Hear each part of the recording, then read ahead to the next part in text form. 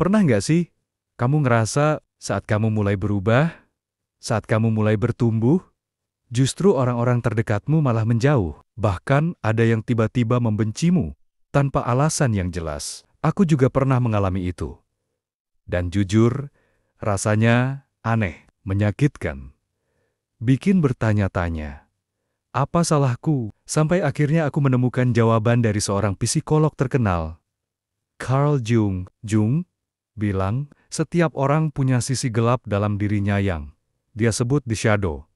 Bagian-bagian dari diri kita yang nggak pernah kita akui.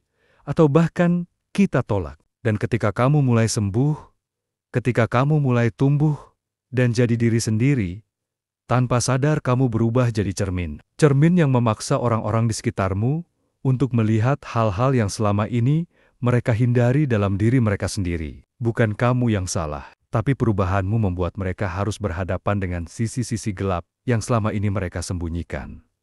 Dan banyak orang nggak siap untuk itu. Jung juga bilang, saat kamu berhenti memainkan peran yang dulu mereka harapkan, misalnya, jadi orang yang selalu nurut, selalu mengalah, selalu menyesuaikan diri, kamu justru memicu apa yang dia sebut proyeksi. Mereka mulai menaruh luka mereka, ketakutan mereka, dan kegagalan mereka ke atas dirimu. Bukan karena mereka benci siapa dirimu sekarang, tapi karena mereka benci melihat apa yang mereka tidak mampu atau tidak mau jadi. Yang lebih menyakitkan, kadang-kadang justru keluargamu sendiri atau sahabat terdekat yang paling pertama menolak dirimu yang baru. Karena saat kamu berhenti ikut pola lama, kamu bukan cuma berubah, kamu sedang mengganggu sistem yang sudah mereka bangun bertahun-tahun. Tapi Carl Jung juga bilang, tugas kita dalam hidup ini bukan sekadar mencari cinta atau penerimaan dari orang lain. Tugas kita adalah menemukan